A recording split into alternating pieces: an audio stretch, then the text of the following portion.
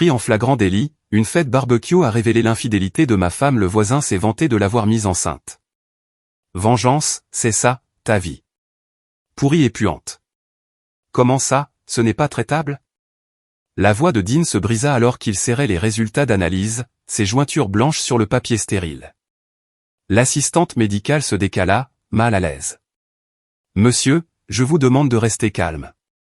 Nous allons devoir contacter vos partenaires récents immédiatement. 3 hommes étaient assis dans la salle d'attente austère de l'hôpital, chacun tenant une enveloppe Kraft identique. Dean, le coach sportif dont les bras parfaitement sculptés tremblaient maintenant.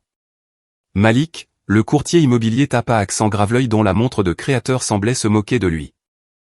Et Tyler, le trader de crypto-monnaie dont le sourire confiant avait complètement disparu. Au bout du couloir, Michael Harland se tenait immobile dans son uniforme d'agent d'entretien, un fantôme de sourire jouant sur ses lèvres. Son seau et sa serpillière gisaient oubliés à côté de lui alors qu'il observait les 3 hommes qui avaient détruit son mariage paniqués comme des animaux acculés. Mais cette histoire ne commence pas par la vengeance. Elle commence par la confiance. 6 mois plus tôt, Michael essuyait la sueur de son front en finissant de charger le camion à ordures. À 35 ans, il travaillait comme éboueur pour la ville depuis 8 ans. Et malgré ce que les gens pensaient, ça ne le dérangeait pas. Le travail était honnête, la paix stable, et ça lui laissait le temps de réfléchir. Ce qui le dérangeait, c'était de rentrer à la maison dans le silence. Céleste était sur le canapé quand il a franchi la porte, son téléphone brillant sur son visage. Elle n'a pas levé les yeux quand il a enlevé ses bottes de travail. « Comment s'est passée ta journée ?» demanda-t-il en s'asseyant à côté d'elle. « Bien. » Ses doigts ne cessaient de faire défiler l'écran. Ashley a obtenu un autre partenariat de marque. Un truc de soin pour la peau. Ashley North était la plus grande rivale de Céleste dans le milieu des influenceurs. Tout était une compétition avec elle. « C'est bien, chérie. »« Non, ce n'est pas bien, Michael. » « Ça aurait dû être moi. » Elle le regarda enfin, ses yeux vert froid. « Mais je suppose qu'un mari qui vide les poubelles ne crie pas exactement un marque de luxe. » Michael sentit la piqûre familière, mais garda une voix égale. « Je croyais que tu aimais l'authenticité. N'est-ce pas ce que tu dis toujours à tes abonnés ?» Elle rit, mais sans aucune once d'humour. « L'authenticité ne paie pas pour cet appartement, Michael, ni pour ma voiture, ni pour tout ce que nous avons. » Ce qu'elle ne savait pas, c'est que Michael minait des crypto-monnaies depuis 2016, à l'époque où le Bitcoin était en dessous de $1000. Ce qui avait commencé comme un passe-temps était devenu quelque chose de bien plus grand. Ses divers portefeuilles numériques contenaient maintenant plus de 4 millions de dollars. Il ne lui avait jamais dit. Quelque chose dans sa réaction à son vrai travail lui disait qu'elle ne comprendrait pas. « Je vais prendre une douche », dit-il doucement. Dean organise une fête samedi soir. Un truc d'influenceur fitness. Tu n'es pas obligé de venir. Michael s'arrêta à la porte de la salle de bain. Pourquoi je ne viendrai pas? Parce que, elle fit un geste vague de la main, ce n'est pas vraiment ton genre. Dean Martinez était leur coach sportif, une publicité ambulante pour la poudre de protéines et la masculinité toxique. Michael ne l'avait jamais aimé, mais Céleste insistait sur le fait qu'il devait réseauter. J'aimerais être là, dit Michael. Très bien, comme tu veux. La fête était exactement ce à quoi Michael s'attendait. L'appartement de Dean était bondé d'influenceurs fitness, de mecs de la crypto et d'agents immobiliers, tous essayant de se surpasser les uns les autres. Michael sirotait une bière dans un coin, observant Céleste arpenter la pièce comme une femme politique. Mike. Tyler s'approcha avec son arrogance habituelle. Ils se connaissaient depuis le lycée, et c'était Tyler qui avait initié Michael aux crypto-monnaies. Comment se porte le portefeuille numérique? Je ne me plains pas, répondit Michael. Tyler supposait que Michael avait peut-être $50 000 en crypto, pas des millions. Bien, mon pote.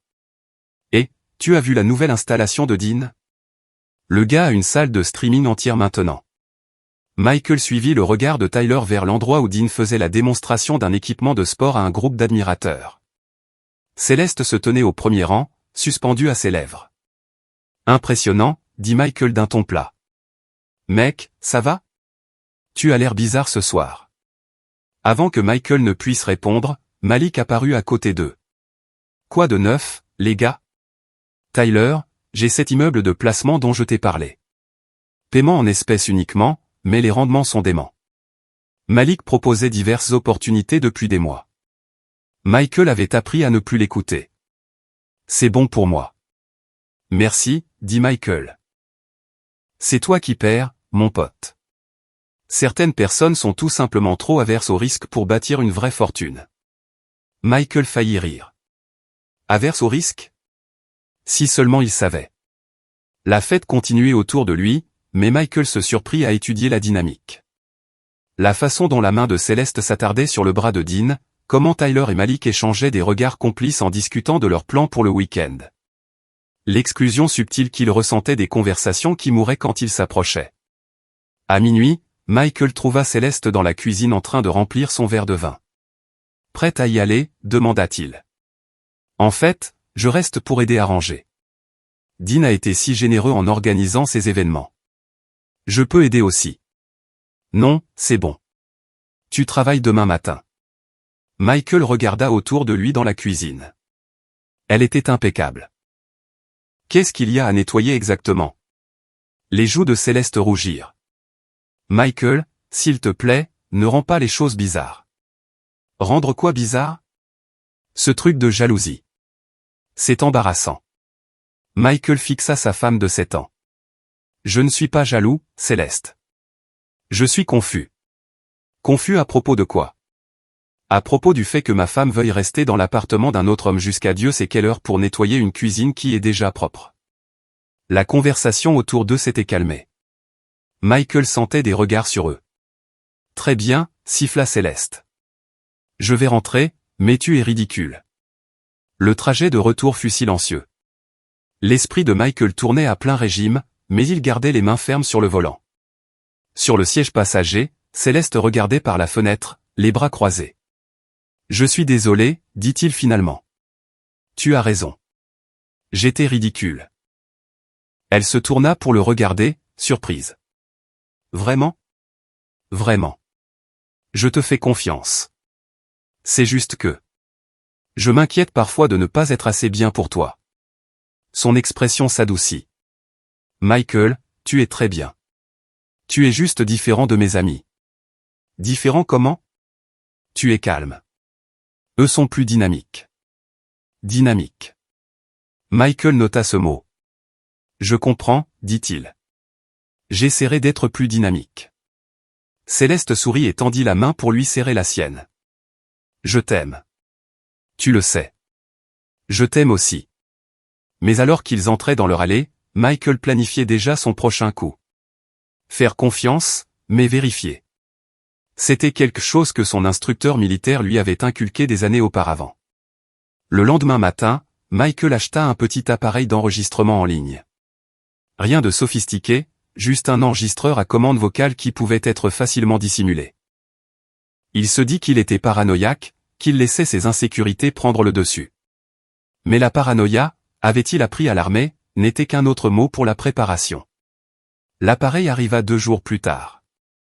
Michael le testa dans son camion pendant sa pause déjeuner, satisfait de la qualité audio. Ce soir-là, pendant que Céleste était sous la douche, il le plaça derrière la commode de leur chambre. 3 jours passèrent sans rien d'autre que des conversations normales. Michael commença à se sentir idiot. Peut-être était-il vraiment paranoïaque. Le 4e jour, Céleste annonça qu'elle se rendait à la salle de sport de Dean pour une session de planification de contenu. « Je serai probablement en retard, » dit-elle en l'embrassant sur la joue. « Ne m'attends pas », Michael hocha la tête et la regarda partir. Puis, il s'installa pour attendre. À 23 heures, il entendit sa voiture dans l'allée. Michael fit semblant de dormir alors qu'elle se glissait dans le lit à côté de lui. Le lendemain matin, après son départ pour un petit déjeuner d'affaires, Michael récupéra l'enregistreur. Ce qu'il entendit changea tout.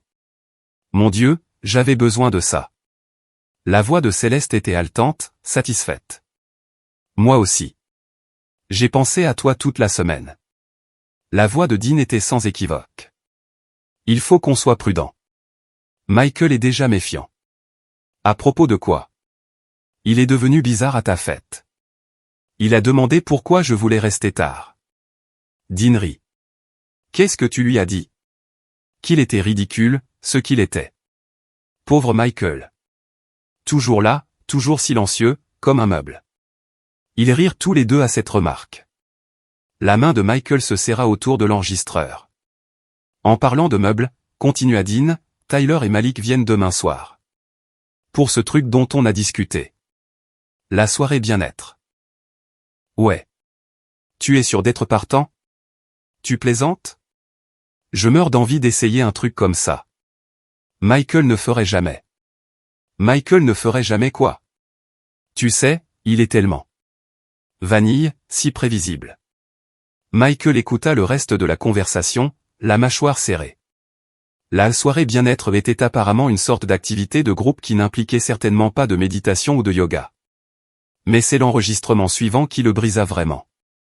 2 nuits plus tard, après une autre prétendue réunion de contenu, Céleste rentra à la maison et Michael l'entendit parler à quelqu'un au téléphone. Non, il n'en a aucune idée, disait-elle. Il est trop confiant, trop. Et s'il découvre? La voix de Tyler passa par le haut-parleur. Il ne découvrira pas. Et même s'il le faisait, qu'est-ce qu'il ferait? Demander le divorce? Je reçois la moitié de tout de toute façon. Quand même, on devrait peut-être être plus prudent. Tyler, cet homme vide des poubelles pour vivre. Il n'a pas exactement l'étoffe d'un génie du crime. C'est vrai. Et, tu viens toujours chez Malik jeudi? Je ne manquerai ça pour rien au monde. Ces soirées entre mecs sont la meilleure chose qui soit arrivée à mon mariage. Michael était assis dans son camion dans l'allée, écoutant sa femme planifier sa prochaine trahison. Mais sous la douleur et la colère, quelque chose d'autre grandissait, quelque chose de froid et de calculateur. Il le pensait faible, prévisible, un meuble. Ils étaient sur le point d'apprendre à quel point ils avaient tort. Michael ne la confronta pas. Au lieu de cela, il commença à planifier. D'abord, il devait savoir exactement à quoi il avait affaire. La semaine suivante, il installa des appareils d'enregistrement supplémentaires à des endroits stratégiques de leur maison. Il commença également à suivre plus attentivement l'empreinte numérique de Céleste, notant les schémas de son comportement. Ce qu'il découvrit était une trahison systématique. Dean, Tyler et Malik n'étaient pas de simples aventures occasionnelles. C'était un effort coordonné pour l'humilier. Des textos révélaient qu'il se moquait de lui depuis des mois, l'appelant « le fantôme » en raison de son invisibilité dans sa propre vie. Mais Michael avait des avantages qu'ils ignoraient. Son passé militaire lui avait appris la surveillance et la stratégie. Sa fortune en crypto-monnaie lui donnait des ressources qu'il ne pouvait imaginer. Et son travail ennuyeux signifiait que personne ne faisait attention à lui, la couverture parfaite pour recueillir des renseignements. Il passa 2 semaines à cartographier leurs habitudes, leurs faiblesses, leurs points de pression. La salle de sport de Dean avait des difficultés financières. Les investissements en crypto de Tyler étaient principalement du vent et de l'argent emprunté. Les affaires immobilières de Malik étaient de plus en plus louches, voire illégales. Les 3 hommes vivaient au-dessus de leurs moyens, essayant désespérément de maintenir une image de succès.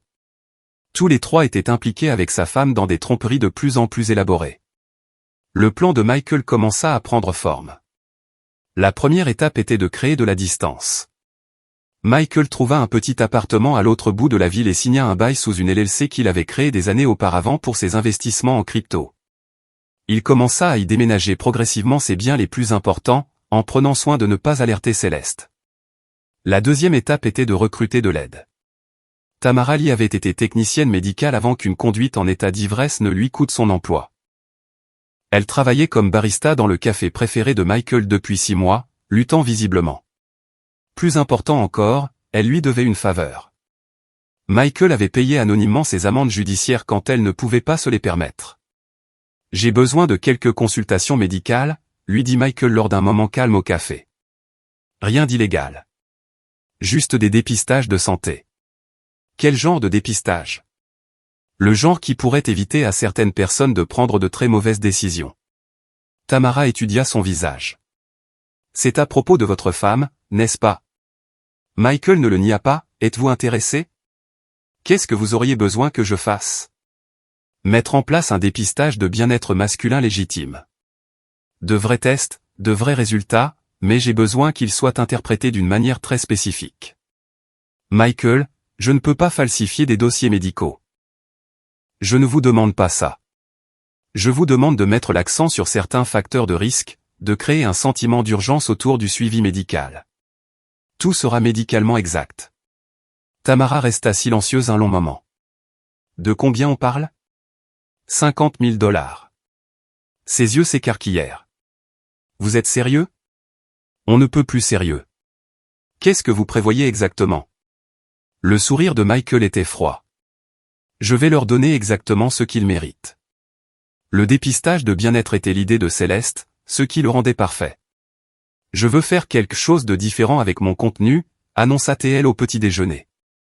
Quelque chose qui montre que je me soucie de plus que du fitness et de la beauté. Comme quoi?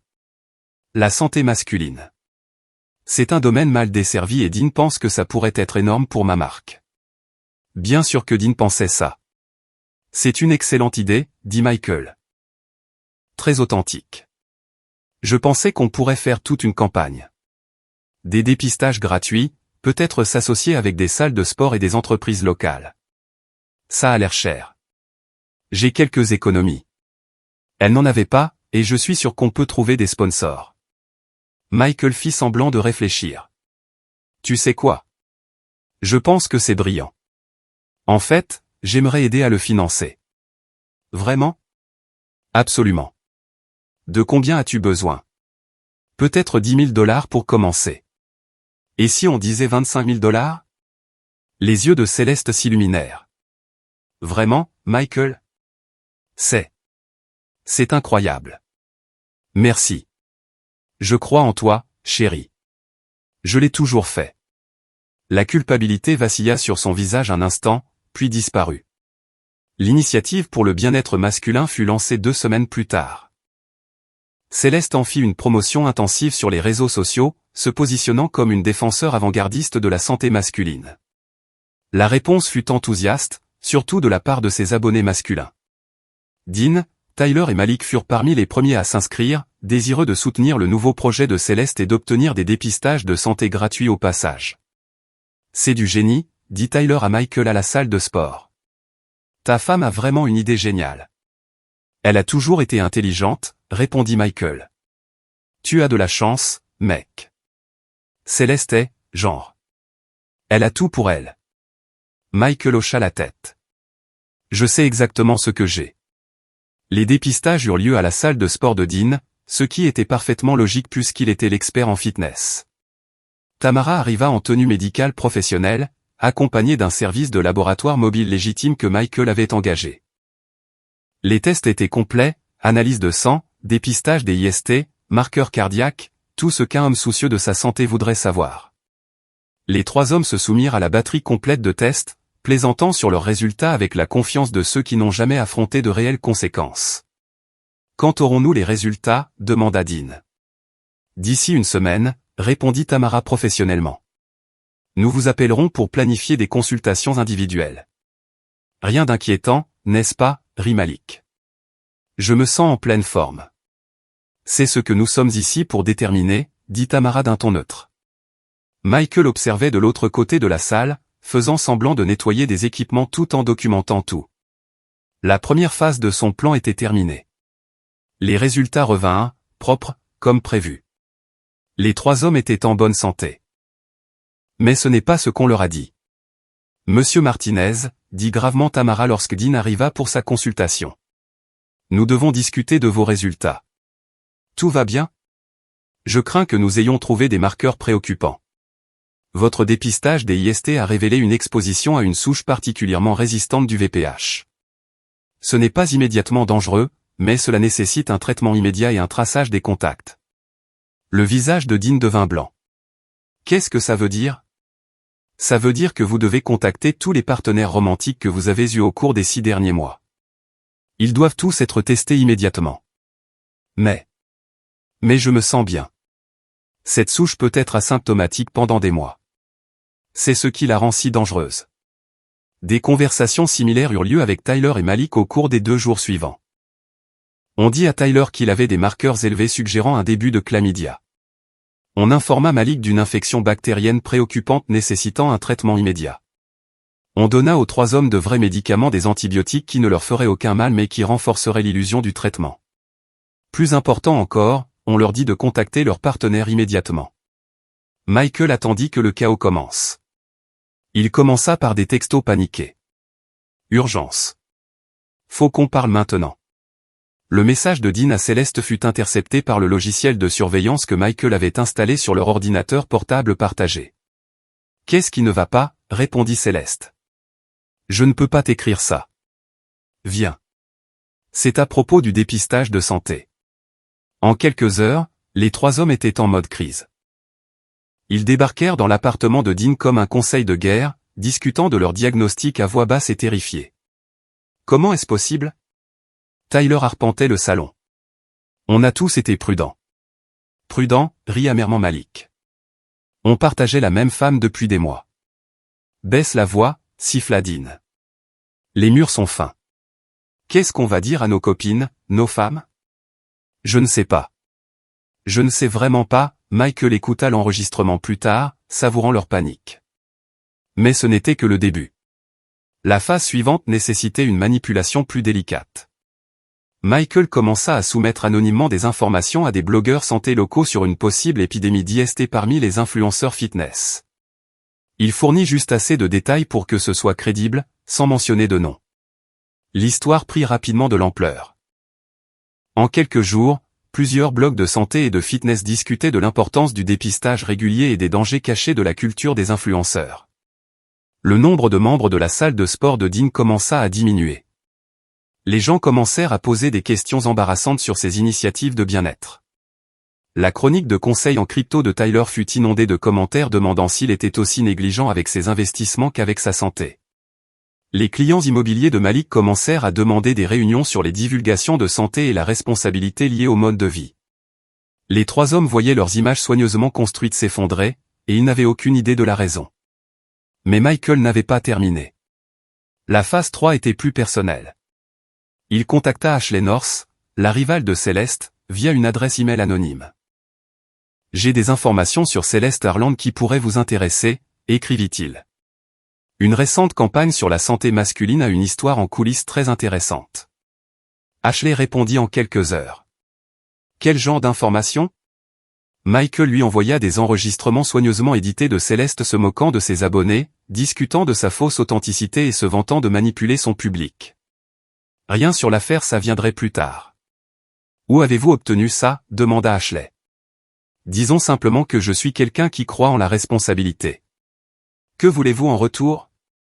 Rien. Juste la vérité. La réponse d'Ashley fut rapide et brutale. Elle créa une vidéo essai sur l'authenticité dans la culture des influenceurs qui présentait des citations anonymes des propres enregistrements de Céleste. La vidéo devint virale en 48 heures. Le nombre d'abonnés de Céleste commença à chuter. Les partenariats de marque furent annulés. Son empire soigneusement construit commença à s'effondrer.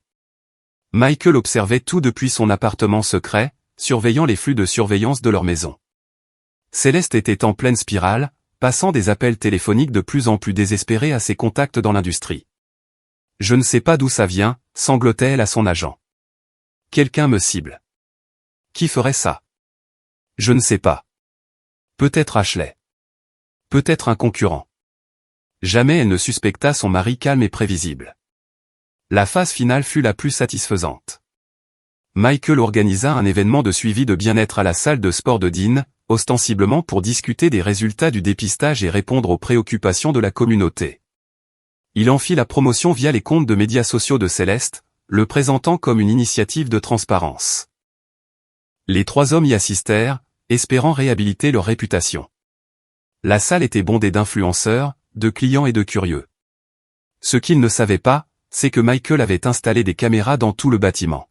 « Bienvenue à tous », commença nerveusement Dean. « Je sais qu'il y a eu des préoccupations concernant les récents dépistages de santé, et je veux y répondre directement. »« Les rumeurs sont-elles vraies ?» cria quelqu'un. « À propos de l'épidémie d'IST ?»« Il n'y a pas eu d'épidémie », insista Dean. « Juste quelques marqueurs élevés qui nécessitaient un traitement préventif. » « Quel genre de marqueurs élevés ? » La voix appartenait à un journaliste santé local que Michael avait prévenu. « Ce sont des informations médicales confidentielles. Mais vous demandez aux gens de vous faire confiance avec leur santé. Ne mérite-t-il pas de savoir? Les questions devinrent plus agressives. Tyler essaya de dévier en parlant de sensationnalisme médiatique, mais il transpirait abondamment. Malik tenta de changer de sujet pour parler de l'importance de la défense de la santé masculine, mais sa voix tremblait. Puis, Michael joua son atout maître. Des haut-parleurs cachés dans toute la salle commencèrent à diffuser des enregistrements audio des trois hommes discutant de leurs arrangements partagés avec Céleste. Leurs commentaires moqueurs sur Michael, leurs discussions désinvoltes sur la trahison et la tromperie. Pauvre Michael. Toujours là, toujours silencieux, comme un meuble. Et s'il découvre? Il ne découvrira pas. Il est trop confiant, trop. Cet homme vide des poubelles pour vivre. Il n'a pas exactement l'étoffe d'un génie du crime. La salle de sport tomba dans un silence de mort, à l'exception des voix accusatrices résonnant des haut-parleurs. Chaque téléphone dans la pièce enregistrait. Le visage de Dean devint blanc. C'est de la surveillance illégale. Vraiment? Michael sortit de derrière les équipements, ne se cachant plus. Parce que je crois que tout ce que vous entendez a été enregistré dans ma propre maison, avec mon propre équipement. Michael. Céleste se tenait figée près de l'entrée. Qu'est-ce que tu fais ici? Je suis là pour l'initiative de transparence, chérie. N'est-ce pas ce que tu voulais? Les enregistrements continuaient de jouer, révélant plus de détails sur la trahison systématique, les commentaires moqueurs, la cruauté désinvolte. Les réseaux sociaux explosèrent en temps réel alors que l'audio se propageait sur les plateformes. C'est toi qui as fait ça, gronda Tyler. Tu as vraiment fait ça. J'ai fait quoi?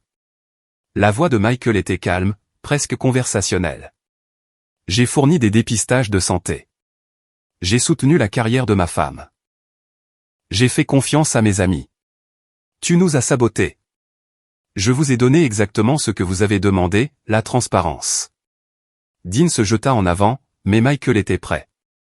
Son entraînement militaire prit le dessus, et il esquiva facilement, laissant l'élan de Dean le projeter contre un rack de poids. La collision fut bruyante et humiliante. Reste à terre, conseilla Michael doucement. Tu te ridiculises. Malik se dirigeait déjà vers la sortie, mais la foule lui barrait le chemin. Les gens criaient des questions, enregistrant tout. Sa réputation était détruite en temps réel. Les conséquences furent rapides et brutales. La salle de sport de Dean ferma en une semaine. Sa carrière d'influenceur fitness était terminée. Sa crédibilité, détruite. La vidéo de lui chargeant Michael et tombant dans le rack de poids devint un mème viral. La chronique de conseil en crypto de Tyler fut annulée. Ses clients en investissement s'enfuirent. Plusieurs de ses recommandations précédentes se révélèrent mal documentées, et il fit face à de possibles poursuites judiciaires. La licence immobilière de Malik fut suspendue en attendant une enquête. L'attention suscitée par les enregistrements avait attiré l'examen sur ses pratiques commerciales, révélant un schéma d'affaires douteuses et de qualifications gonflées. Les comptes de médias sociaux des trois hommes furent inondés de moqueries et de critiques. Leur réputation était détruite, leur carrière terminée, leurs avenirs incertains. Mais Michael n'en avait pas fini avec Céleste. C'est lors de la procédure de divorce que la véritable préparation de Michael se révéla. « Je ne comprends pas », dit Céleste à son avocate. C'est un éboueur. Comment peut-il se payer Eva Darnell? Eva Darnell était l'avocate en divorce la plus chère de la ville. Elle avait accepté de prendre le cas de Michael après qu'il lui eut démontré ses ressources financières. Madame Harland, dit Eva froidement, votre mari a été assez responsable financièrement, plus que vous ne pourriez l'imaginer. La révélation de la fortune en crypto de Michael frappa Céleste comme un coup physique. Plus de 4 millions de dollars en actifs numériques, tous accumulés avant leur mariage et soigneusement protégés dans des comptes séparés.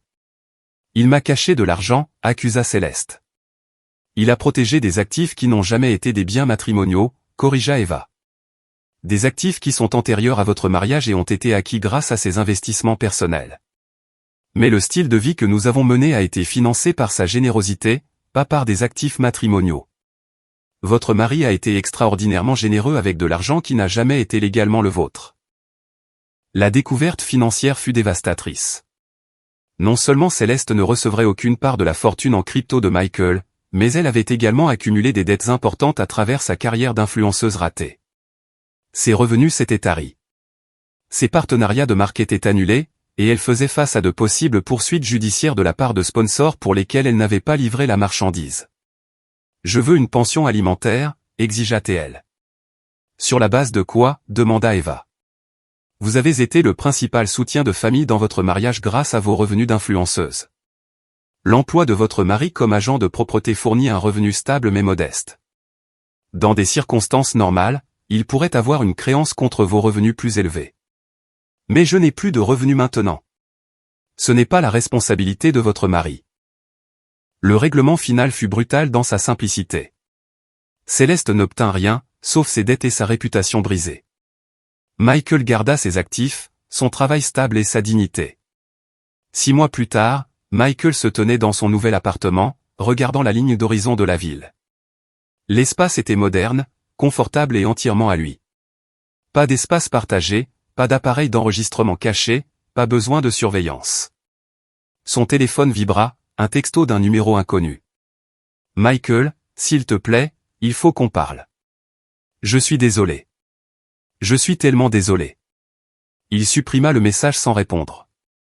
Céleste essayait de le contacter depuis des semaines, mais il n'avait plus rien à lui dire. Un autre message apparut, celui-ci d'Ashley North. « Dîner ce soir ? Je cuisine. » Michael sourit. Sa relation avec Ashley s'était développée lentement, prudemment. Elle savait tout de son passé, de ses méthodes, de ses raisons. Elle comprenait le genre d'homme qu'il était et l'acceptait complètement. « J'apporte le vin », répondit-il.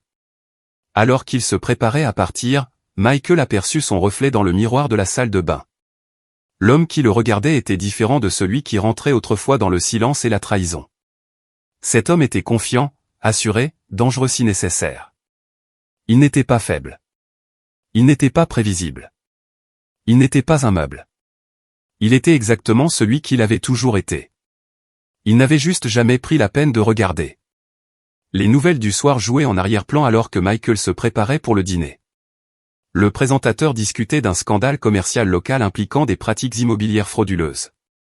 Le visage de Malik apparut à l'écran, l'air hagard et vaincu, alors qu'on l'emmenait menotté. Michael éteignit la télévision et se dirigea vers la porte. Le passé était derrière lui maintenant, réglé et terminé. Il avait une nouvelle vie, une nouvelle relation et un avenir qui lui appartenaient entièrement. En se dirigeant vers sa voiture, Michael pensa au concept de vengeance. Les gens l'imaginaient toujours comme violente, dramatique, explosive. Mais la vengeance la plus efficace était simplement la vérité. Donner aux gens exactement ce qu'ils méritaient, exactement ce qu'ils avaient gagné par leur propre choix. Dean, Tyler et Malik s'étaient détruits eux-mêmes. Michael avait simplement fourni la scène. Céleste s'était trahie elle-même. Michael avait simplement tendu le miroir. La vraie victoire n'était pas dans leur destruction. Elle était dans sa libération. Pour la première fois depuis des années, Michael Harland était exactement là où il devait être.